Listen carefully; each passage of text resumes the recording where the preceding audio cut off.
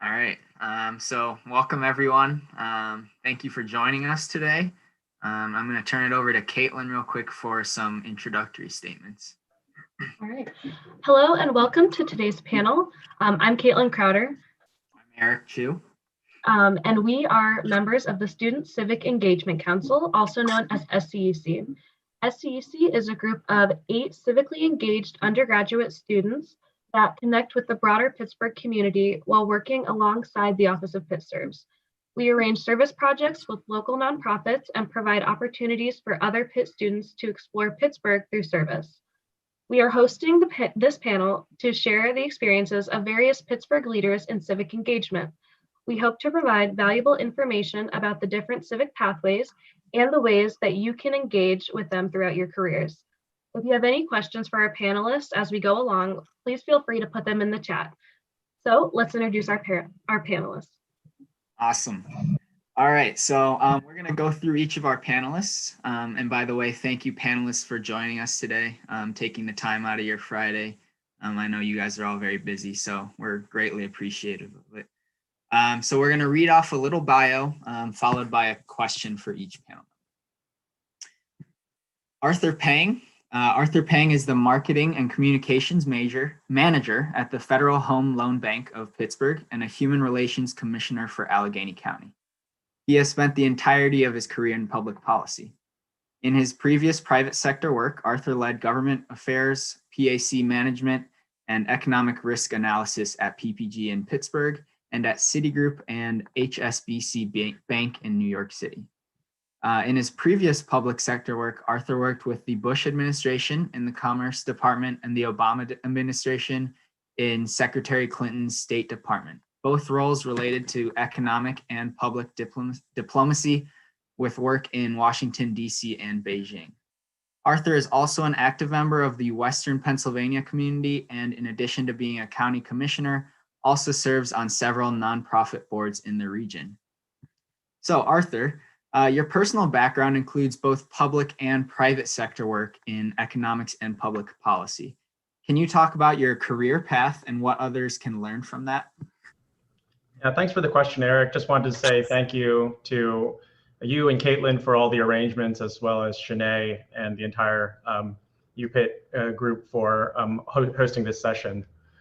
In terms of unique pathways and otherwise, I would just say, taking the opportunities where you can and knowing what your level of engagement is, as well as where your interests are. So, I was going to school for undergrad in Washington, D.C. at American University.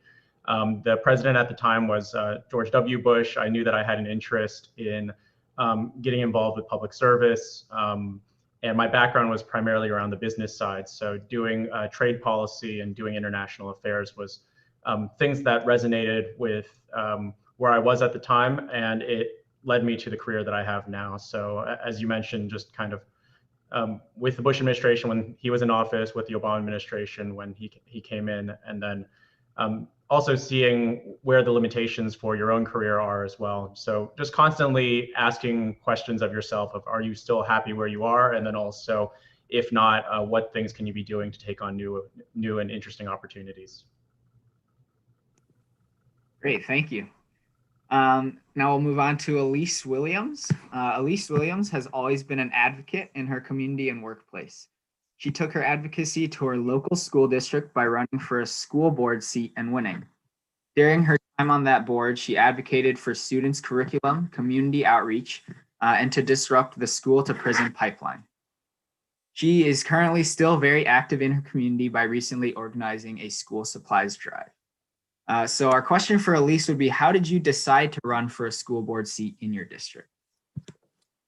Thank you everyone for having me today. So really it came about, I would say back in high school, I started to begin to see the value of our local government officials. And I remember saying to my best friend at the time that one day I will be mayor, and I'm still on that track. But when I left the States for a while, I moved to China for 3 years and I returned home and I bought a house. And when you start paying taxes, I believe you should know where your money is going. So I started to attend local school board and local city meetings. And when I attended the school board meetings, I just was not satisfied with how things were being run at the time. Some things were not being done by the books, that we will call it that. And I just knew that I had the background and the passion for my community to do better. And so I ran with very limited resources. So I'm here to tell you that grassroots does work. And I was able to win my seat handedly. So. Awesome. All right, and we'll move on to Elise Pinchback Johnson. Elise Pinchback Johnson, a native of Pittsburgh, is the founder and CEO of Pinchback Consulting. Her volunteerism and civic engagement experience spans over a decade, including leadership and service for numerous organizations, mentorship of several young people, and philanthropy. Her volunteerism has earned her several awards and honors, and Elise received her bachelor's degree from Pitt in psychology and Japanese, and a Master of Public Management degree from Heinz College at CMU. She is also a proud wife and mother. So Elise, how have your civic engagement and volunteerism experiences contributed to your professional advancement? So thank you, everyone, for organizing this wonderful panel today. I'm happy to be here. And so as I think about, especially now being an organizational consultant and having my own business, it's really been my involvement in the community that has allowed my business to be successful. And so by serving on boards and volunteering for organizations, raising money for organizations, I was able to demonstrate my ability and the work that I'm able to do. And so as a result of that, when it came time to kind of branch out on my own and say, hey, I'm looking for clients, I'm looking to come work for organizations, they were able to point back to that work and say, wow, she has that experience. When I think about work that I've done with strategic planning by sitting on a board or by raising money for an organization, people trusted me to then take that learning and that knowledge that I had and be able to apply that to their organization and to actually pay me for it. Even before I branched out on my own, the work that I had done in the community as a volunteer also was helpful in being able to negotiate at my job and say, in addition to the skills that I received in school, the skills that I picked up in my other jobs, I also have this plethora of experience in the civic engagement and nonprofit field through my volunteerism. And so it's been great to be able to connect those things and really use that to advance my career, my brand, and my company. Great, thank you. And lastly, we will talk about Lalit Maletti. Lalit is a recent graduate and is currently doing a year of service with Pulse. He graduated with a BPhil in International and Asian Studies and a psychology with minors in Korean, psychology, and neuroscience. Lalit was a member of SCEC for 2 years and says it's a pleasure to be in this space again so soon after graduating. He aspires to be a medical doctor and spent much of his undergraduate career focusing on developing interpersonal skills to be more empathetic and understand people on a deeper level. So our question for Lalit is, how did you find your civic engagement tying in with your Asian cultural studies and interests? So for me, the civic engagement aspects of it were very crucial in regards to it. The entire reason why I started studying Asian culture in general is because in the United States, we're an individual society, but we're very diverse in terms of like our Asian populations and other ethnic groups. We're a very diverse group.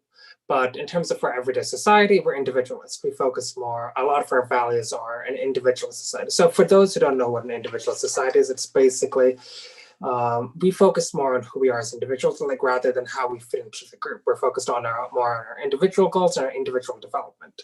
And that can present itself in terms of shame and guilt culture and stuff like that. But in any case, the reason why I study Asian studies is more to be able to understand kind of a different perspective, because even though I myself am Indian, I was born and raised in an individualist environment. Everyday work life was similar to that. So that ties into civic engagement in the sense that when I'm working in these communities, I'm really trying to focus on how can I understand people, how can I understand their perspectives, where they're coming from, and really relate to them, even though I might come from like a very different privilege, very different background than them. So all of it really tied together to really help me really focus on those empathy skills. And I think it's crucial, regardless of what field you're going to, even though I'm going into medicine and want to be a medical doctor, regardless of what field you want to go into, communication skills, being able to understand your peers, your colleagues are crucial, regardless of what you want to do professionally. So I feel those skills are very important, and hopefully I can shed some of my insights I can share with you today. But thank you. Of course. So it's awesome to hear a little bit about all of you. It's clear that everyone's got various different experiences in each of the pathways. So we look forward to being able to explore those today. So now we're going to move on. We've asked each panelist to prepare an artifact that's representative or important to their civic engagement journeys. So we're actually just going to go right back to Lalit and have Lalit share his artifact. So the artifact I wanted to originally share was actually a simple kind of shirt or kind of like a jacket from a volunteering event. It was in a volunteer appreciation event, but I'll talk more about this picture because it ties into that still. So I can't share it quite, so I guess says the host can. So I will share it quickly on my phone, the picture. But basically all this is a simple landscape picture of Pittsburgh, the riverside. I'll show that right here. It's a bit, let me see where the camera is. Right here. So just a simple landscape photo. So while this in and of itself seems very unremarkable, I was able to get this picture because it was for PMAD. Was it 2 years ago? PMAD, my first year as SCEC. So I was previously I'd worked with an organization known as MAS Community of Pittsburgh, and I'd had like a good experiences like helping them out like on with their fundraising and stuff like that. So at that morning, like they were also participating in PMAD, but their hours are a bit different compared to the normal PMAD hours. They were actually on a project 6 in the morning, but I'd helped connect them with PitServes, and I was kind of like helping kind of like be the in-between person. But basically that picture is kind of like a moment of like how rewarding it is. Kind of like I went there 6 in the morning just to help out, just because I had extra time. I just wanted to go and help out. And I was able to take a picture of something I wouldn't otherwise be able to see. So I will, actually, I can apparently show my screen. So let me just show you that real quick. Let me see.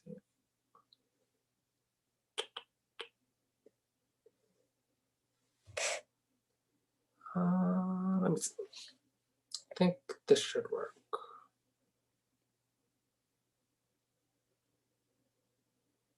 Actually, I might not show you. Just technical. So, but in any case, that's back to the story. So that's more important. So going forward, like even though I'd helped with the MAS community of Pittsburgh, like in various fundraising events, I never saw what I was doing as specifically significant, just like something I should be doing in terms of like wanting to help them out. So like they had a volunteer appreciation event, they invited me to it. And like it really kind of like during the event, I really kind of understood kind of like, even though I myself might not see my individual actions as important, it's very important to consider that other people's perspectives, that even while in the moment you might not see your actions important, how you carry yourself in your daily interactions, just in terms of like communication, just your overall mood and personality, even if it's just a few interactions, that can really make the day of people on an individual basis. So actually that's like the takeaway of my story, the fact that 2 things. One, like just seeing that sunset, the sunrise I wouldn't have seen normally because I went to a space that I wouldn't normally go to because I want to just help out. That alone can be rewarding because it's kind of like the fruits of your efforts that you weren't expecting, something that it's kind of like the path you weren't expecting you take. You find like a lot of hidden gems in that experience.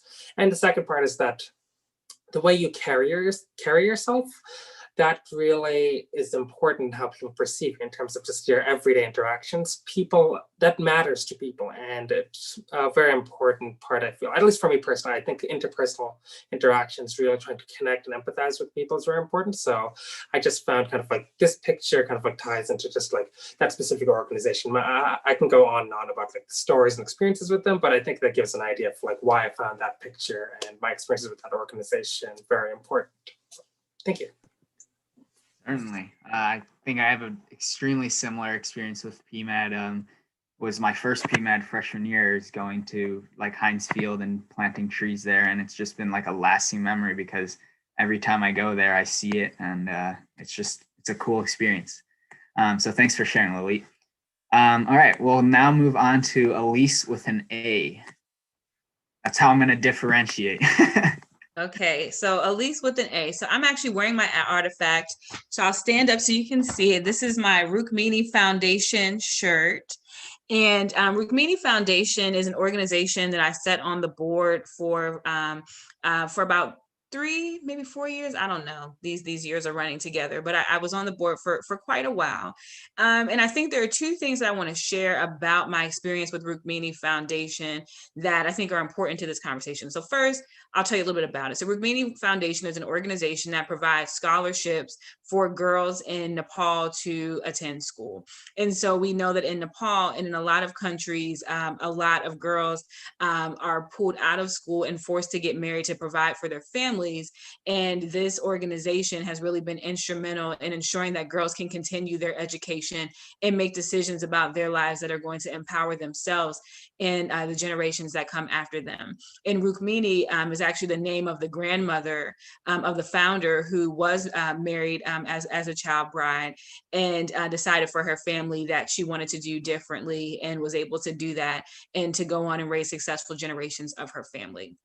So the 2 things I want to say about being involved in the Rukmini Foundation is being thoughtful and about how you're involved in community and civic engagement. And so I've been a part of a ton of different organizations, been on a lot of different committees, but I always, at the times that I'm involved, I want to be very much ingrained in them. And so I kind of run anything that I'm involved in kind of across 3 areas that are important to me. So education, international affairs, and service. And why these are important to me are because education, I'm the daughter of an educator. And so education has been at the forefront of my life for a long time. I went on to work for 5 years in central office at our local school district. And so have always been committed to ensuring that all children have a high quality education.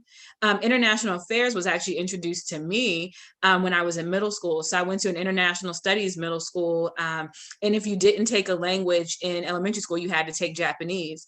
And so I went on and studied Japanese all the way through middle school, high school, and into college, and had my second study abroad experience at Pitt, because I actually went to Japan as a high school student, and then went back and spent a semester as an exchange student, and then went on to work for the World Affairs Council, which is an international affairs education organization. And so the opportunity to travel abroad and to experience other cultures is something that's important to me as well.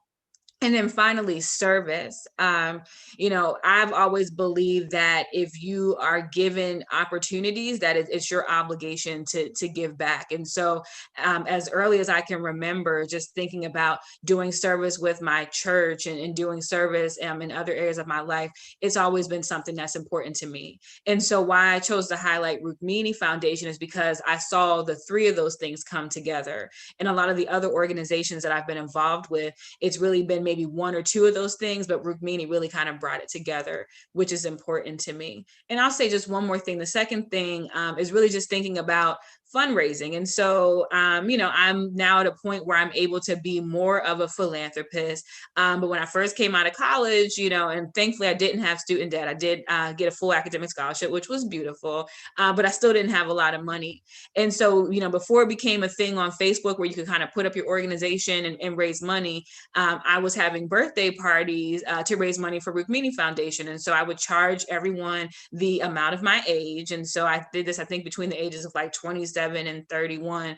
And so you would pay that amount, have an opportunity to come to my birthday party, and there'd be a DJ and food and just a fun time. But I'm saying that to say that, even in the time right now, you can be a philanthropist. And I think Elise with an E, talked about the importance of just crowdfunding and grassroots fundraising, and something that you can do. So even if you can't personally write a check for a couple thousands of dollars, you can also raise that money. And that was something that I felt was very rewarding as my time as a board member with Rukmini Foundation. Yeah, I think everything you touched on falls into one of the civic pathways that we're looking at today.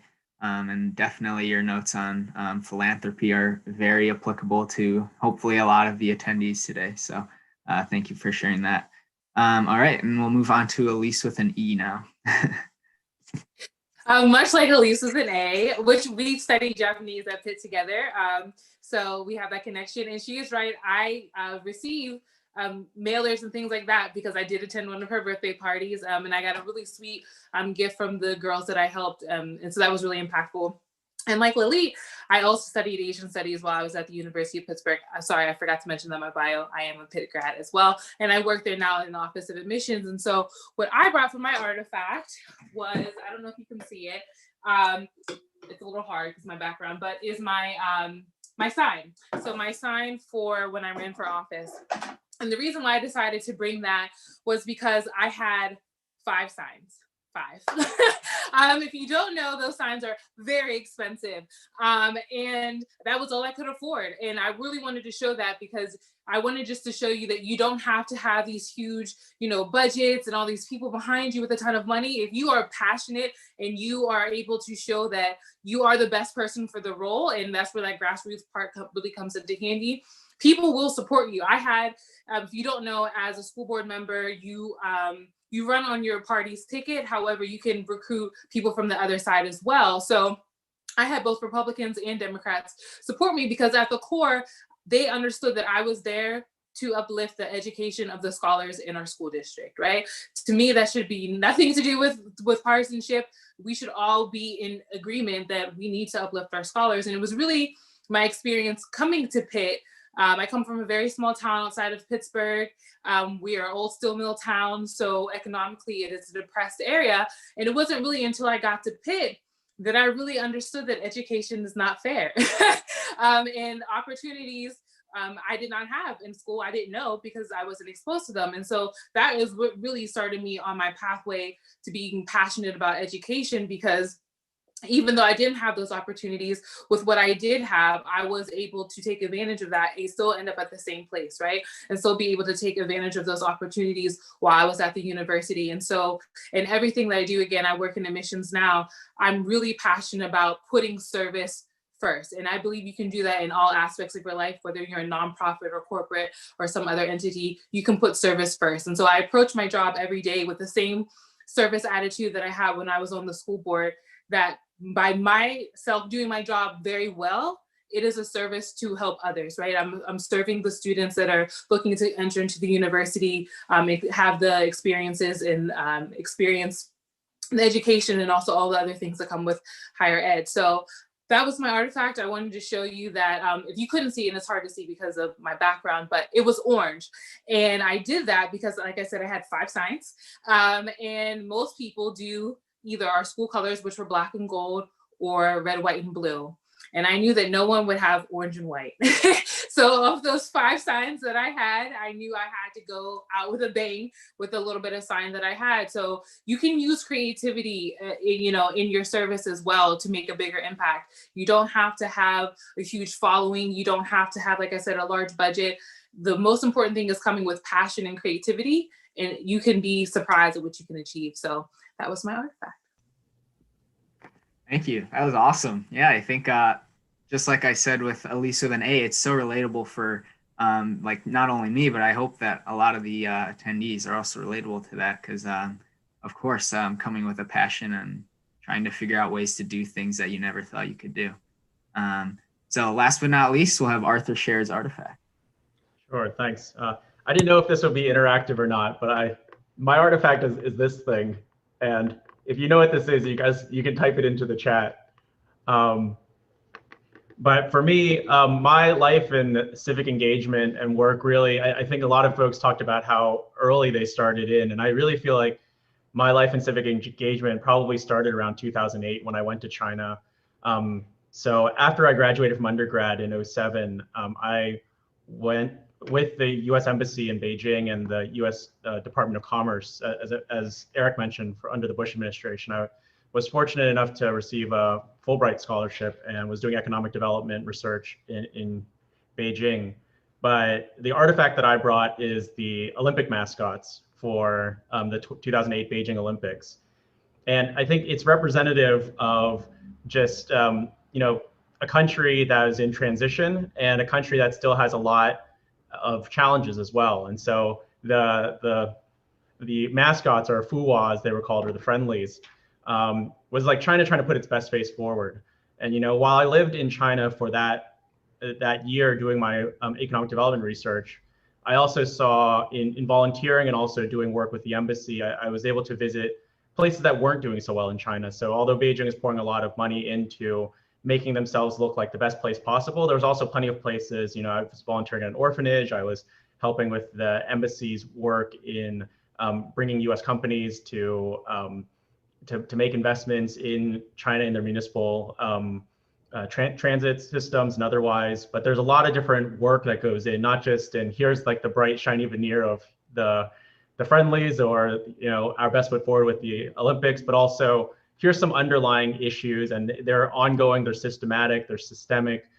How do we recognize those and make those changes? And I think the first part is asking a lot of questions, and really being incisive and being interested and coming to the work in an authentic way, in a way that says, how can I support what's going on here? How can I understand what's going on here? But then how does that resonate, and what's my place in that as well? And so recognizing that, when I came back from China, I lived in a bunch of different places, and ultimately I came here to Pittsburgh. We have a lot to be proud of here in Pittsburgh, just like in my experience in China and Beijing at the time. There's a lot to be proud of here in the city, but I think there's a lot of challenges too. And I think for anybody who's living in Pittsburgh, anybody who's going to school at UPitt, you're on the front lines of making a choice about doing something really important in civic engagement. And for all the different panelists that are on this meeting today, everybody chose a different pathway, and a lot of us, we're still choosing our pathway too. So the way that you were brought up and the places that you're from are not necessarily your destiny, but having a genuine interest in the place that you are and what your role and responsibility and all that you can potentially take on within your capacity to do so. I think those are things that you should really look toward. And so my artifact is representative of a place that has a lot to be proud of, and a place that also has real struggles and real things that need people to make those changes. And so I see that in my experiences, and I see that here in this city as well. And so I've been here for 7 years, and I could have had a Pittsburgh artifact too to make the point. But I think that yeah, I'll just stop there. But I'm really excited to be on this panel with so many civic leaders. For sure. I think it's great to hear all of those different items and stories, and because we all have our different journeys, and we all kind of fall into different pathways to a certain extent, or another to a certain extent. So it's great that we all have these different experiences and can share them. So I'm going to turn it over to Caitlin now for some questions. Yeah, so we're just going to take like a brief pause. If there are any questions from the audience, feel free to go ahead and type them in the chat real fast, and we can get those answered. So we'll just give that like a minute, see if anybody has anything.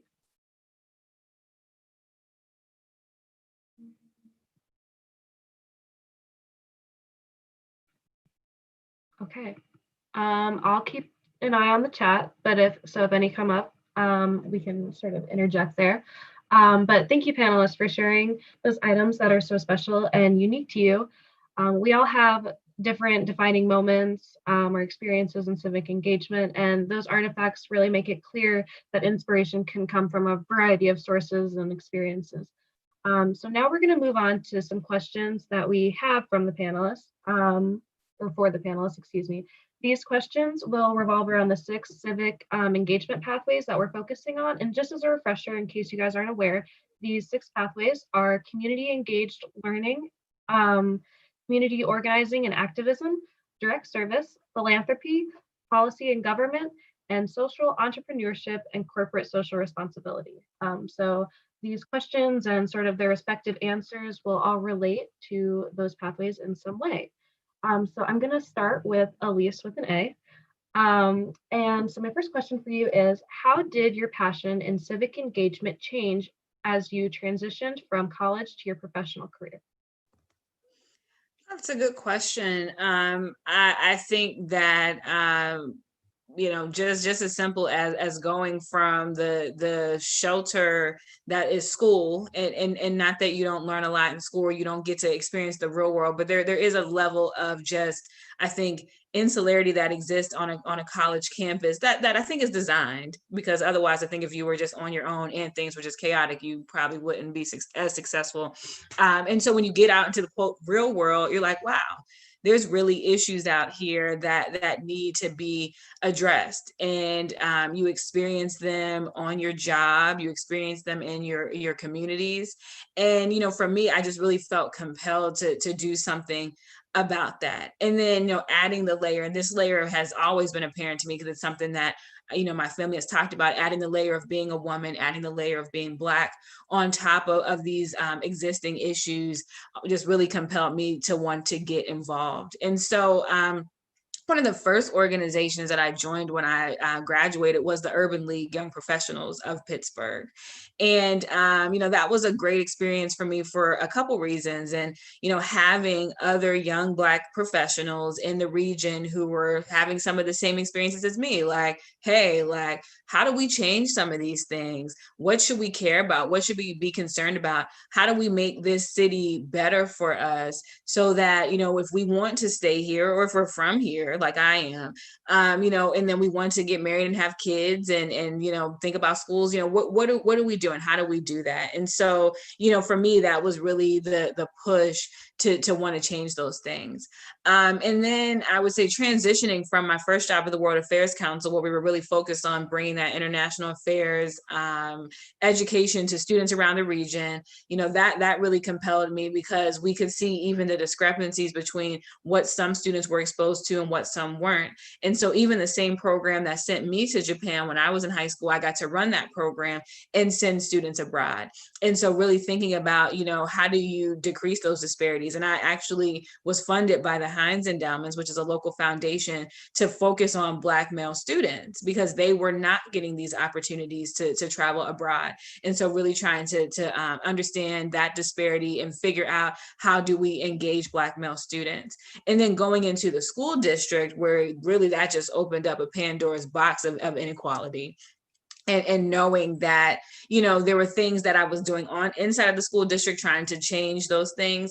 And then also working with organizations outside to really kind of push on those things as well. Because we know that, education, whether it be on the K-12 level or on the collegiate level, is really kind of a microcosm of bigger societal issues. And so thinking about, how do you use your influence in the inside to also leverage some of the resources on the outside. And so, for me, it really just was about like, wow, okay, the blinders are off. And even in the school district, knowing that I had a really great experience at my high school, but there are 50 some other schools in the district and around the region that the experience is not the same. And so what am I obligated to do to ensure that on my job and then also in the work that I do as a volunteer?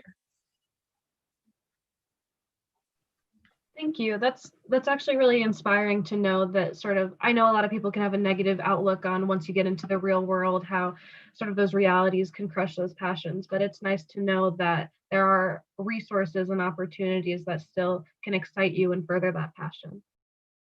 So now we're going to move on to Lalit. And the question I have for you is, what areas of civic engagement were you most passionate about as a student? And has that perspective changed or grown after starting your year of service as a Pulse Fellow? And then in addition, is your current work something that you ever thought that you'd be doing? Well, for me, probably the part of service that's most exciting for me was the dark service, being able to interact with people, have those conversations, really just to like see them as people and just have those conversations. So I guess moving into the organization, working with currently Allegheny Conference on Community Development, it's more from my role is more research focused and more like a bigger picture. It's like a different sort of perspective. So for me, it's been a very big, I guess, it's been very different in terms of like learning and like skill set. Granted, I did do research during my undergraduate career, since it was like my research was in shame and guilt culture in Asia versus like the US in terms of like white Americans and Asians. But so even though it's a change, I'm still finding many ways to still continue that kind of like direct service, like with the skills I've learned during my undergraduate career, I'm still finding many ways just in terms of my everyday interactions with people within the conference, learning their perspectives and hearing about their experiences with different issues that they're passionate about. So it's more like, in terms of like, I guess my civic engagement journey, it's just that the focus has changed slightly. I'm focusing more on trying to do stuff in terms of activism and stuff like that in my free time as well, rather than, it's just like a different perspective. But I don't think that like, I still do feel just as passionate as I was like a few months ago. Even though it's just been a few months for me, I just feel like it's just as passionate. I'm still just as passionate about doing direct service, doing civic engagement work as I was. It's just I'm learning a lot about different avenues that I hadn't explored during my undergraduate career. That's awesome. And I know a lot of people don't like change and adapting can be hard. So that's great that you're able to still, again, hold on to sort of that passion that seems to be kind of a theme circulating here in the discussion today.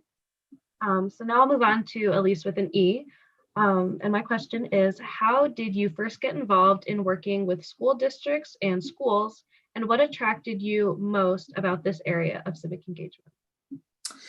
Yeah, so how I first got started was, like I mentioned, I started paying taxes. And I strongly recommend, if you are a taxpayer, which we all are, that you really hold your politicians to account on where your tax money is being spent. And I was not comfortable with the experience that the students in my district were getting, much like Elise, compared to the experience that I had gotten as a student in that very same district. I felt like the quality had subsided. So I was really curious with where my money was going. And so that's what kind of led me to start exploring the district and running for the district. But as I mentioned, when I got to Pitt and I realized how education is not equal throughout the United States, that was starting me on my journey of understanding, really analyzing my own experience and how education is truly fundamental to everything that we do. As Pitt alum, we are able to do a lot of different things, right? And I like Elise, I studied abroad in Japan too for my study abroad. And now I've been to 29 countries, and I come from, a single parent home, very, very modest means, which I also learned we were working class poor when I got to Pitt. Education will really shake up your core. And I think that's a good thing, right? So, I've been able to do all of those things based on my education that I received at the university. I've been through now 2 recessions, and I, by the grace of God, have never been unemployed. Again, going back to my education. So for me, I began to realize that education is at the core of everything that I do, and also elevating me to a new place, right? So I do better than my mother, my father, and my grandparents, which is kind of the American dream, right? And I really came back to receiving my education. So that's kind of how I got started on pursuing education. And for me, it's about giving back, and it's about, if I know information, it does me no justice and no service by keeping that information within myself. And so really spreading that information. And as a first-gen student myself, and now working in admissions, I'm very passionate about, especially working with first-gen students, because you don't know what you don't know. And as somebody who now works on this side of the desk and has been through that experience, it is my duty, I believe, to share that information for those up and coming students not to go through those struggles, and again, receive the education that they rightly deserve, right? It shouldn't matter where you come from or what your background is. We should all have equal access to quality education. And so that's really how my passion with education came about, because to me, it really all goes back to that, right? No one can ever take away from you what you know. And that's really powerful. No matter where you are, no one can take that away from you. And like Elise, as a Black woman moving throughout this country, especially and even this world, I was always grounded in the fact that I had my education and I knew what I knew, and no one could ever take that away from me. So that's really where my passion lies and where it stemmed from as far as education goes. Thank you. Yeah, I really hope that people are, truly listening to some of the points that you've been making about education, especially now being virtual. I know many students like myself are feeling unmotivated, but we have to sort of keep that in mind, what you're saying about how education truly, like knowledge truly is power, and that hopefully we're taking this seriously and, using that to further our passions and careers and things. So lastly, but not least, Arthur, my question for you is, being a marketing and communications manager as well as a human relations commissioner must mean that you engage with a variety of people quite frequently. Considering the pathway of community engaged learning and research, how did your coursework or other opportunities as a college student prepare you to work with people in the Pittsburgh community? Yeah, thanks for the question. I think it's like I said at the top of my remarks, just taking opportunities as they come. And I think that means also being open to opportunities as well. I'm a person of faith, and I do think that God responds to us and gives us direction based on not only the opportunities that are provided to us, but as well as the opportunities that are not. And so I could think of things like, a lot of folks on this call, I was hearing people winning elected office and hearing people that have never been unemployed. I haven't done either of those things. I've certainly been unemployed in my time, but I do think that, it's important to be willing and open to taking on tough challenges, and also being willing to be uncomfortable at times as well. And so, especially if you're looking to join the government in any way, shape, or form, I think Ms. Williams certainly elucidated the importance of holding people to account. And part of that is being willing to be in the same room with them, and being willing to stand your ground, and being willing to say, this is what I think, and this is what people in this district or this area need, and this is how we move forward. And I know that Elise has also, Ms. Pinchback Johnson has also, been doing those things, throughout her entire career, let alone, this past academic school year. But we see examples of this all over the city, of people that are taking opportunities, but also recognizing where opportunities are not available to people in an equitable way, and really stepping forward and saying, this needs to change. And so, my background, where I am currently, I do think that I'm blessed in many ways. And I think it's also instructive to see that for all the people, as much as we like to say, well, I'm here because I did this a certain way, there's a broad community of people that placed me where I am. And it really is, I think with anything you're doing in civic engagement, it's people driven. It's an entire group of people, whether or not you recognize that. But, a lot of people, as you ascend and as you move up, as you graduate from Pitt, are really rooting for you. You have your own group of people, whether they're your parents or people in your student body, or the academic administrators and other folks that really are interested in your success. And so, being willing and open to interact with them and share with them what you're doing, what you're thinking about, can really help you ultimately to be in the position that you can take on opportunities, and also have some opportunities open to you that you might not have seen for yourself. All right, thank you. And thank you all for answering sort of that first round of questions. I'm going to turn it over to Eric, and he's going to ask you guys one more round of questions. And just as a reminder, for our people viewing, be sure to share any thoughts or questions that you have in the chat, and we'll be sure to get to those. Thanks, Caitlin. I also just wanted to go back and touch on what Arthur said, and kind of tie it back to how we started with Lalit talking about like our individualist society, and the importance of actually kind of taking off those blinders, as Elise with an A talked about after graduating, and kind of counting on the people that that surround you, and knowing that people are there to back you, regardless of the opportunity that you're pursuing, or whatever profession, journey, pathway that you choose to pursue. So it's important to remember those people are backing you, and also count on them when you don't know what to do. So I'm going to start with my question for Lalit.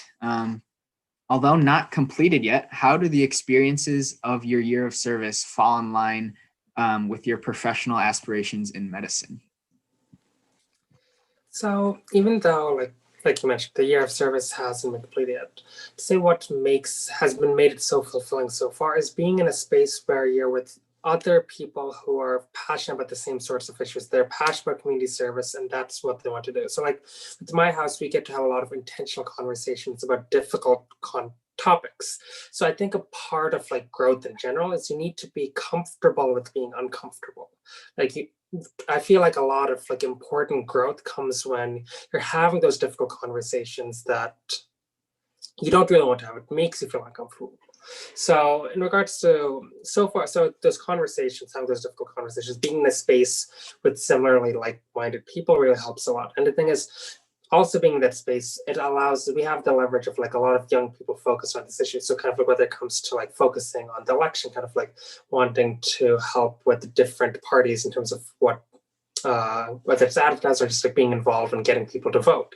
That's something that we are in the unique position of doing, just being in a year of service in a community of people who are similar to that. And besides that, in terms of the actual work I do, it's very like interesting being in Allegheny Conference, being able to read a lot, kind of like learn about Pittsburgh in terms of kind of like things that I'd never heard about before about the region, just like from like a different perspective. Because during my undergraduate career, I was focused more on kind of like working with individual nonprofits, more kind of like individual people, but I hadn't really thought about the region as a whole in terms of Pittsburgh as a whole. So like, for instance, one thing that I'd never known about is the fact that Pittsburgh actually has an underpopulation issue, that it's actually suffering from like people not wanting to stay in Pittsburgh, even though it has so many strengths and assets in it. So it's kind of like learning more about that has been very fascinating. So I'd say going forward, I feel that kind of like making an intentional effort to really connect with my peers and kind of like focus on doing specific actions outside of my nonprofit to kind of like ultimately help people, help nonprofits. Learning more about Pittsburgh is something I want to really focus on going forward, because during my undergraduate career, I didn't have much time like outside of kind of, let's say, the community service work I was doing and kind of like doing my own academics. I didn't have as much time to really focus on intentional long-term efforts with a specific nonprofit and stuff like that. So that's something I want to continue to like develop going forward. And I guess for students at Pitt right now, I'd say try to see how can you be more involved in the community. Granted, it's much more difficult considering the nature of COVID, but if you're passionate about things, there's a way for you to do it and learn more about Pittsburgh in general. So I'd say that's what, as young people, you should be trying to focus on. Try to see ways, how can you look beyond yourself? Kind of look at the large community, look at those around you, and be more involved in that sense. Because people care, like people in the community, people in Pittsburgh, they care that you're trying to put in that effort, and people will recognize that, and it'll help you going forward as well. So. Yeah, I think kind of like what you mentioned, I think COVID has brought along, like in many ways, a very unique opportunity to like come up with new ways that we're connecting with communities, and through all of these pathways, we're able to connect with the community in different ways, and like now having to think creatively about how to do that while being safe has been a very unique but also challenging task. So thanks, Elite. I'm going to go to Elise with an A. What drove you to obtain your public management master's, and what civic pathway do you find that falling into most? I was kind of looking at community organizing and activism, or policy and governance, but I was curious, what are your thoughts on that? So interesting. I actually had conditional acceptance to the Graduate School of Public and International Affairs right after I graduated from Pitt in 2009.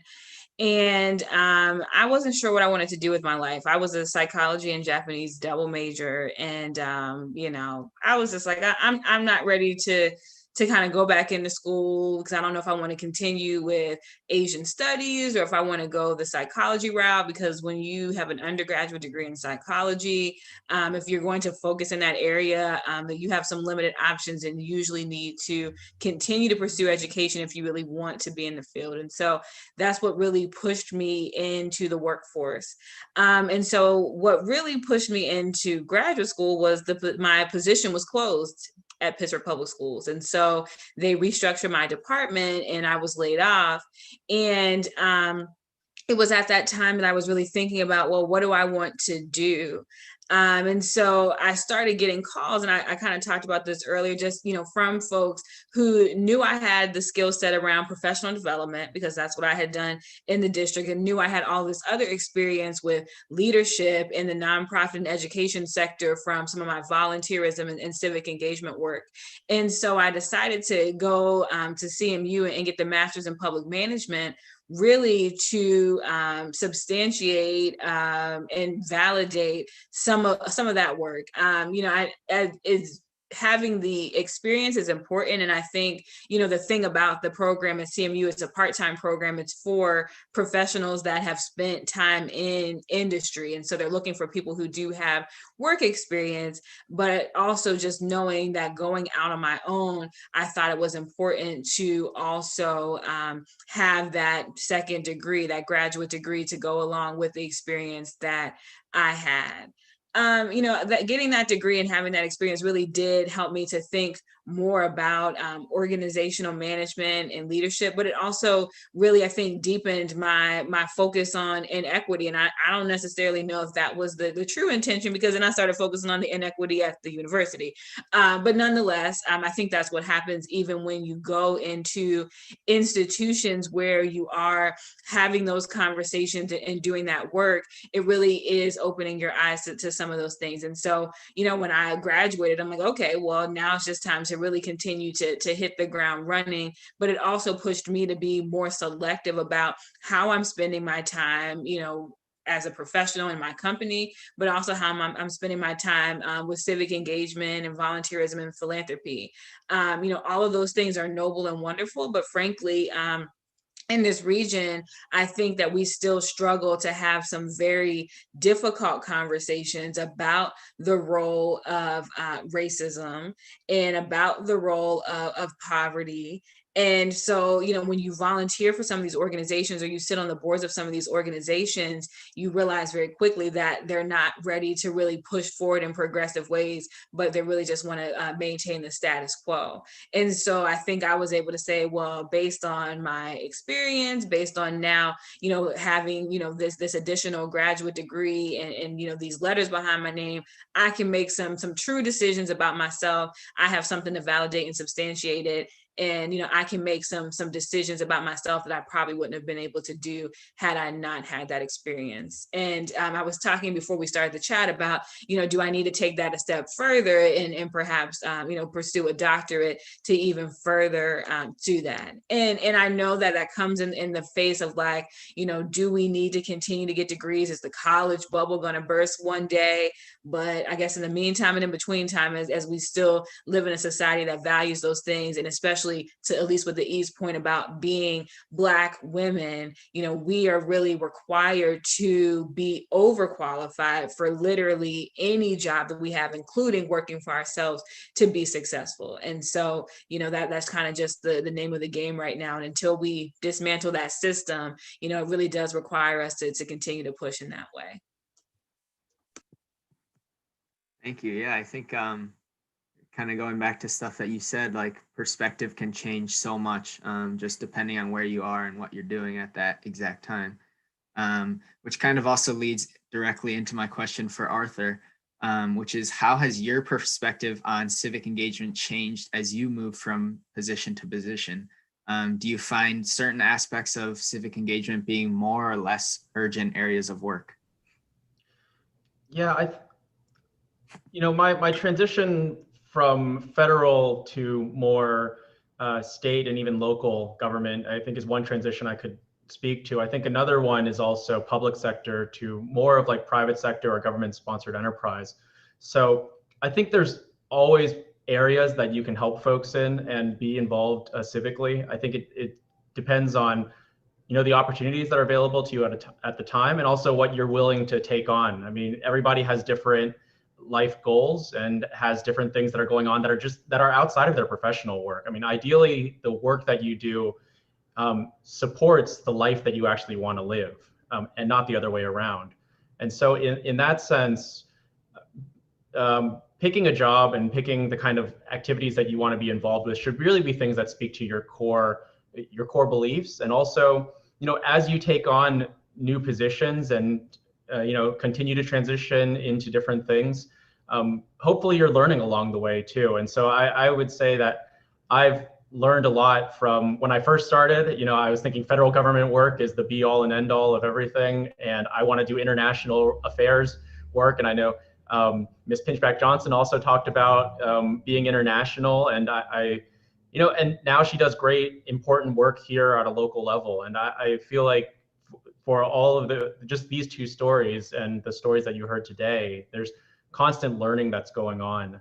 And so I would just say be open to just the continual learning process and recognizing that you don't know everything, but also not letting that be an impediment to seeking out and asking for change and being part of those conversations that need your voice in those, whether you see yourself as a young person or whether you see yourself as somebody who's from this region or not from this region. We all bring different backgrounds to the table. And I would also just echo that racism is very, very real as well. And so I'm glad to hear the points on equity and the points on just recognizing what our background is and also recognizing that as an advantage as well. And so I'm not sure that that's something that initially I felt like when I was coming out of undergrad, but I think the undergrads these days are much, much smarter than I was, have much more perspective than I had during that time, but continue to build on your own experiences and be open to also recognizing when you're wrong and recognizing when you need more help and need more education in those spaces. Thanks. Yeah, I think kind of all, no matter what stage in life, trying to find our place and like where we fit in, particular to that stage of your life, and that's always changing and developing. So last but not least, Elise, do you see yourself engaging in direct service as much now that you've transitioned to the position on the school board? And has this position changed your perspective at all on civic engagement? Yeah, so I think what can be considered as direct service, I think sometimes I would just encourage you students not to let that paralyze you. So something as far as direct service goes is, like I said, I organized a school drive for supplies, right? I organized my community. I reached out using my social network and I said, hey guys, look, over 75% of our students are labeled as economically disadvantaged during a pandemic, right? So school supplies are going to be a need. If you have something to give, please give. And my community stepped up and did. But also I've gone door to door with a stack of voter registration cards. And I personally said, I will pay for the stamps if you just fill out this paperwork to register to vote. I don't care who you vote for. So it doesn't have to be some grandiose event or organization. You can pick up a stack of voter registration cards yourself and go out door knocking and just say, hey, I want to make sure that you're registered to vote. But as far as leading me into what I do now, I consider what I do here at the university as direct service. I am actually an international counselor, academic recruitment counselor. And so I work with students every day that are coming from all kinds of different backgrounds and situations that are all trying to achieve the same goal of receiving a quality education. And so leveraging my community, leveraging my contacts and leveraging my knowledge to help them achieve that, to me, is a form of direct service. So I would just really challenge you students, and I think you can hear from all of our experience that service comes in many forms, right? And you don't have to necessarily focus on one form, and that's the only way that you can make impact. As a school board member, policy. I know that Caitlin had mentioned policy as being one of the areas that you guys have talked about, and policy is everything. I think we can see that, especially now in our federal government, how important policy really is, right? And if you are able to impact policy, that's a huge change that you can make. So you may not think, oh, I'm just writing, these words down on this paper, but we have to follow rules, and those rules are really important. There are so many ways for you to be involved, and I would just challenge you to not to overthink it. To Elisa's point, to many others' point, my community, I think you can't underestimate your community as well. My community, while I was at Pitt, forced me into service, whether I knew it at the time or not. We had some experiences on campus at different establishments around Oakland, and it forced us to do boycotts and protests and things like that as students, and we were able to make headway in as far as tackling racism and things like that. So it doesn't have to be a huge event. You can just organize either by yourself through advocacy or with a few friends and make a lot of impact. So I would just challenge you to that. And like Arthur said, we do want you all to be successful. And I just want to put it out there. As somebody in the university, you have my name is here on the screen. You can always find me. Feel free to send me an email. I am here to support you and to advocate for you in any way that I can. And that is also a form of service. So I think that was just like the perfect way to wrap up everything that was said today. Because like I think when a lot of people think about service, they think about that hands-on type of stuff. But like you said, just every different form of service coming in, all these civic pathways that we're focusing on this week are all valid and very important ways that we're engaging with communities and individuals. So I thank you for that statement. That was awesome. So I'm going to turn it over to Caitlin now.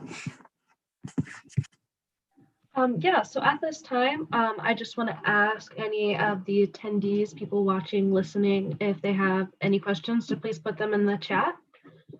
And we will answer those. And then after that, we'll do closing remarks, sort of wrap up, give a thank you. A lot of great information was shared today, and we really appreciate all of the panelists being here and being open and honest with their experiences. So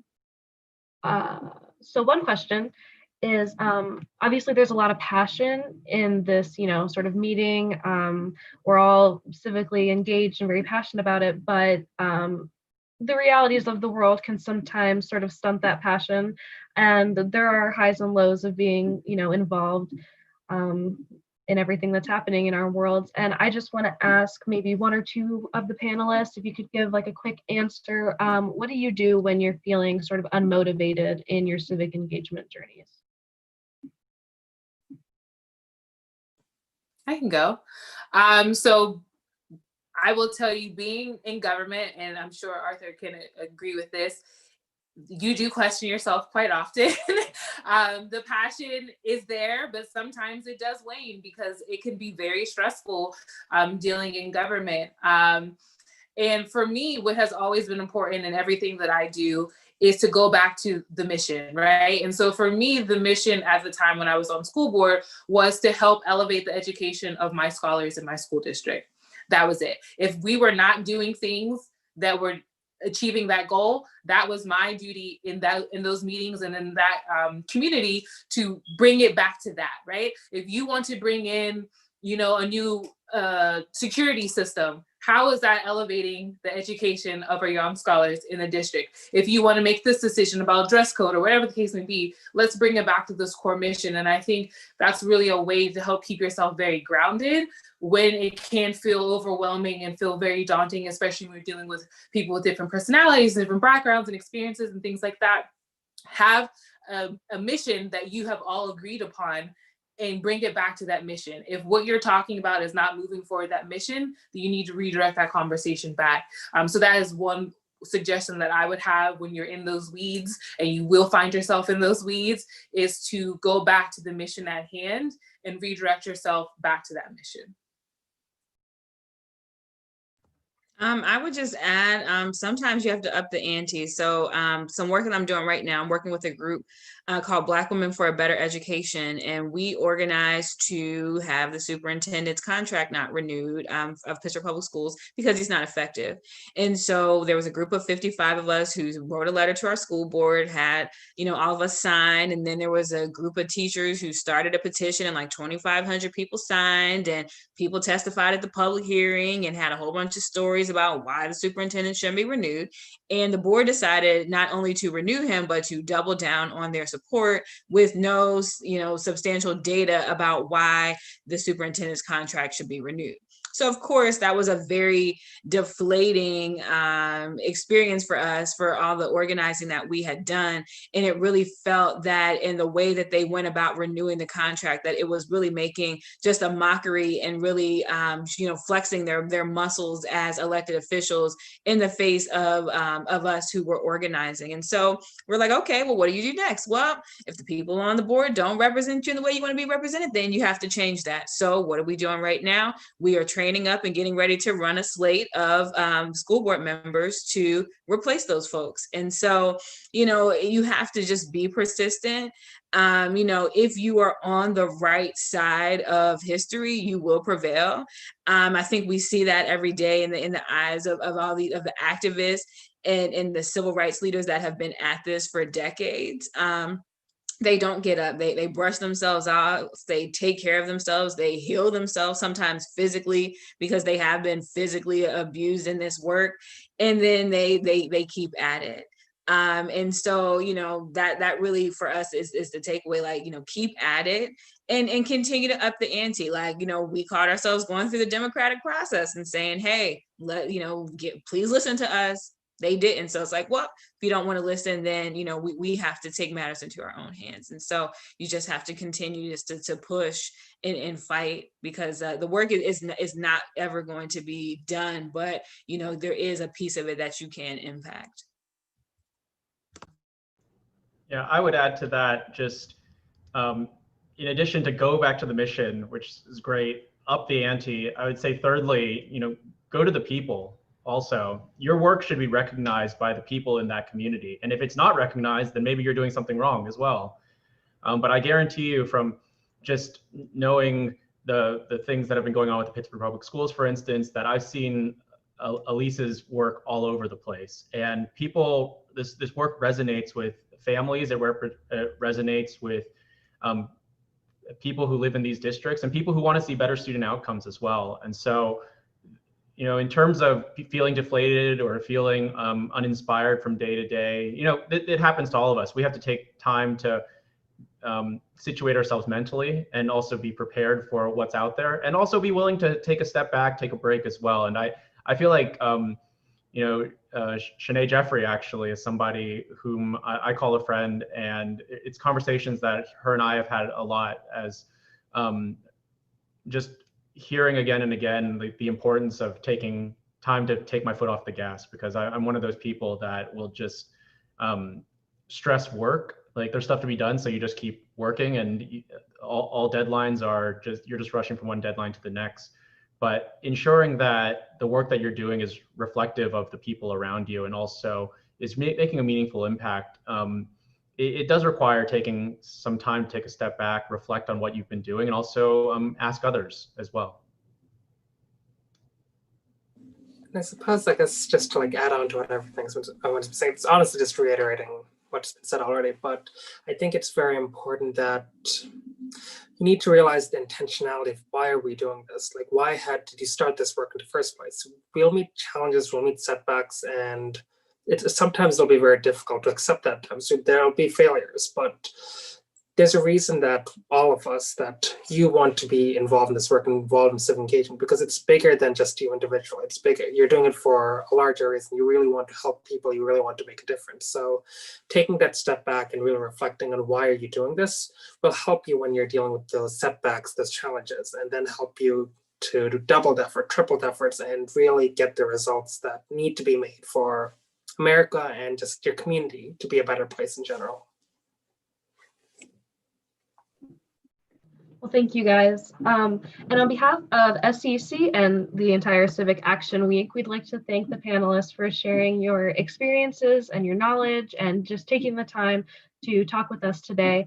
I know things that I learned and can take away from this panel are that civic engagement really does help you gain valuable skills, and those skills can be valuable in any sort of career or profession.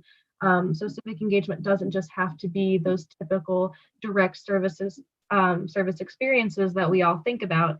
Another takeaway that I think everyone can agree is that passion is a huge driving force and should be a huge driving force in anything that you do. And to sort of keep that motivation and be civically engaged, always go back to that passion and think about that passion and why you're doing what you're doing, and let that sort of drive you to complete things that are bigger than you and engage in things that may be bigger than you or things that you didn't think were possible. In addition, we'd also like to thank our supervisor, Shanae Jeffrey, for supporting us in putting together this event, and also for leading the Civic Action Week efforts. We would also like to thank you, our attendees, for taking the time to learn about how you can use the Civic Pathways to make an impact on your career. If you have any more questions, please feel free to email SCEC. You can email us at scec@pitt.edu. Be sure to check out the Pitt Serves website for information on more upcoming opportunities, because there will be more opportunities. It does not just end after Civic Action Week. And don't forget to follow us on Instagram. We're at @PittServes_SCEC. And with that, I'll let everyone go. Thank you guys so much and have a great weekend.